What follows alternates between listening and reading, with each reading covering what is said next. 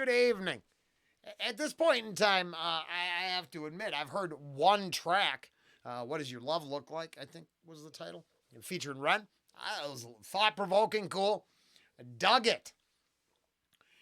Saw this in the feed. Not supposed to be here.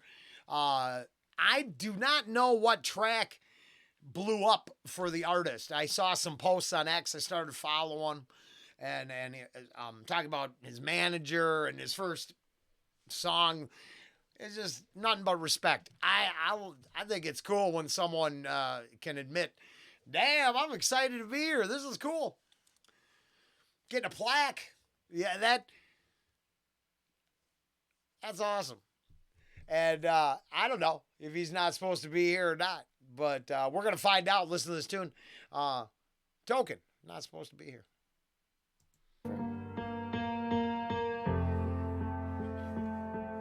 Yeah. Alright. Yeah. At 13, I joined Cyphers in Boston. I took the train. My first time out the North Shore before touring to fame. Surrounded by these black and Spanish dudes, mid or late 20s. They could tell I lived a sheltered life, they still chose to respect me. I was timid, they were braver. I was spit, but they were better. Talking about much realer things, dead friends and gang pressure. I would just rap about rapping, but they still were never haters. Hugging my mom when they met her, told her son's gonna be major. My dad wasn't the bravest, so I looked up to those dudes as real men, my motivation. We're more talented than me, they set the bar that I was chasing. Fast forward, I'm the only one. Yeah, so I definitely like the realism and lyrical content. First song, heavy. Plenty of heavy ideas to filter through. I'm grateful.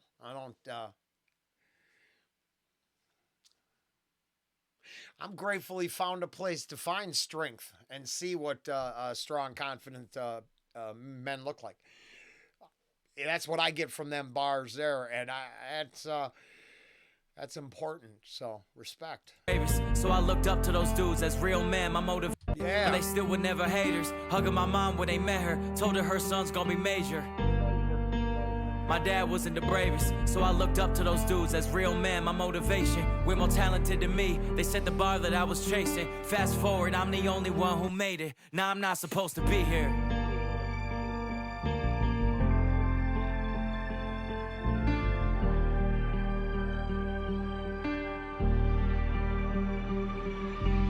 My neighbors drive a Tesla, young daughter in the backseat. Get mad when I whip fast down the cul-de-sac, happy. My other neighbors are an older couple, maybe 60s. Probably worked their whole life to get that house and drive that Bentley.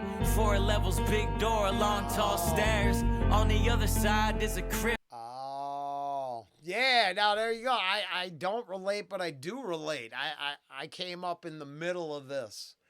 There's a little one tax bracket above me, but a mom who drove a bus and a dad who was an electrician built an empire, and he ended up with a few million assets by the time he's gonna sever the mortal coil. So I would say it's hard work and effort can pay off. I don't know about the Bentley, but yeah. That last reference sounds exactly like the people my honey used to just work for. He invented something. I think it's a real slice of life. Unfortunately, for some of society, it's like they don't want to pretend that people come from not the bottom, but it doesn't matter where you come from. The reality of existence isn't pleasant just because you have more. That's the lottery winning thing, right? I'm almost positive. All opinions for entertainment purposes only. I'm not a quotable individual in any way, but I mean it should be something you can look up. What I thought is, statistically speaking, lottery winners fail. They blow it all. It just goes away. Gambling will do that. It turns out that's not really a profession. I know YouTube wants to tell you differently, but I'm pretty sure, plumber beats electrician every time. But I respect the world this is coming from than the fact that it wasn't as well adjusted from the bars point of view. The lyrical content wasn't as well adjusted as all that because there's a misconception. You got your own private basketball court, things must be good. You spend your whole youth in it alone while your parents bust their ass and ignore you? Not so much. We've been spending time talking about left and right brain hemispheres, and Mark Passio talking about the sacred masculine, sacred feminine, the balance of both. And the fact that during the important years of our life, we need correct influence to blossom. It's very interesting. I just didn't expect this. There's another artist we're doing that comes from the same kind of world. And you read the comments and there's all these haters. But I mean, what about the people that put the... What do you think? They just fell ass backwards? You don't think it takes hard work to get to that level? Damn, I bet it does. 4 levels, big door, long tall stairs. On the other side there's a crib like theirs. 3 young kids, early 20s, no parents. Every Friday night 8 other cars are next to theirs. And I wonder what they think. Do they even know there's just that one kid paying for it? The 2 others are his bros, getting used to a lifestyle they may never reach alone. They think that I'm doing them a favor, but I don't know. What happens when I wanna move or wanna be alone? Am I selfish? Do I trick my friends with life that ain't their own? 5-star meals, cleaning ladies are their norm. I love my... Oh, shit. That's a heavy subject matter. I can't imagine. Because I didn't come from a free ride world. I took the Rich Dad Poor Dad course. It says, don't do nothing with your friends. Hire professionals, even if it's expensive, and then have them manage what you don't know how to manage, and you'll succeed. At Robert Kiyosaki. That's honestly good, damn good course, and any young independent musician should actually take that. Because they'll let you know. If you bet on evil, right? Especially if an ex-general is the CEO of a company, that company's going to do some insider trading. They're going to blow up. No, all opinions for entertainment purposes only. I am not a legal advisor in any way, shape, or form. But I'm just saying, doesn't the MC Hammer story reek of this exact thing? By the time you're done, you're really just paying everybody who's got their hand in your pocket. But because you think they're your friends, so you get duped by it? Damn, that's a tough subject here. Alone. They think that I'm doing them a favor, but I don't know. What happens when I want to move or want to be alone? This channel is about addiction and some other fucked up things in life that ruin you. The word's enabling.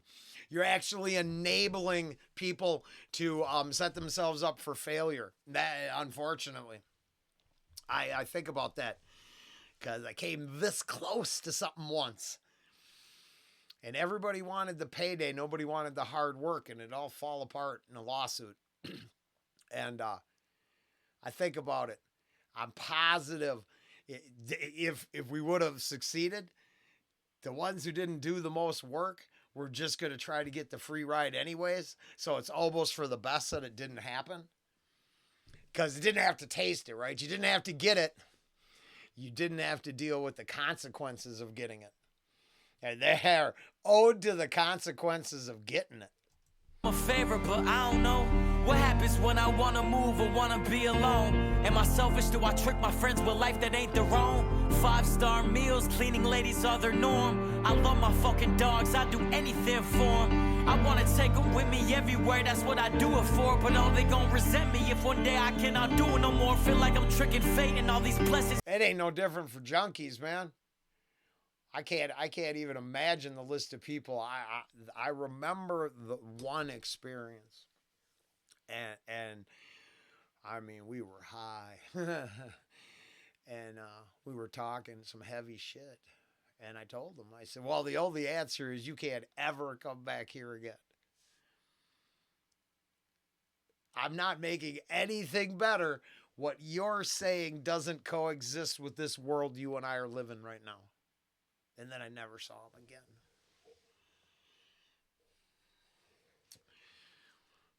But yeah, it hurt. But that was one of the proudest moments in my life, knowing that I had to tell someone, one of my best friends at the time, one of my best compadres, getting high, buddy. No, man, don't come back. Don't ever come back again. And you have every chance in this world to make it. But I'm just going to be an anchor around your neck. Now, I come from the complete other side of self-awareness here.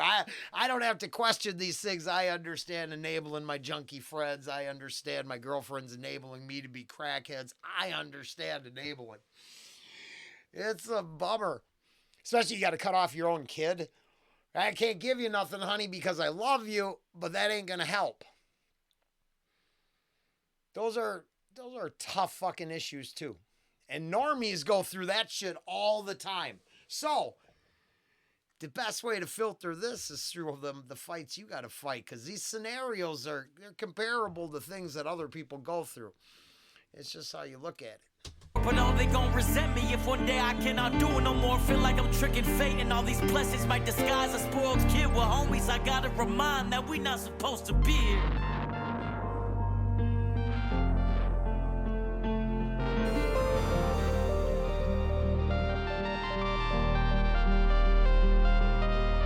It could be just coincidence or maybe fate planned it. The house that I moved into with my money from Atlantic was my dream house, till I realized where I got the dream from. It looked exactly like my best friend's house in 7th grade, the same house I used to steal from. When he was out of town, I used to break it with my older friend and look around and take anything of value that I saw. The most ironic part about it all is that the kid who lived there wasn't just a friend.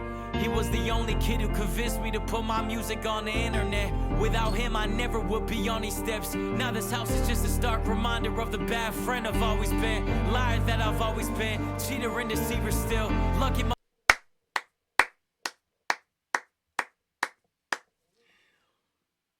If it's just a song, you just won't get it, will you? You can tell us how much you fucking ruined your song, but honestly, it can only be for the people who could understand this point right here. I can only experience it through addiction and crime, but I'm an ex-junkie, ex-con motherfucker. You know? I am. Sorry. I try to tell them at work all the time because they're like, oh, you're this, you're that. I'm like, I am the fucking meanest person here and you all just don't know it.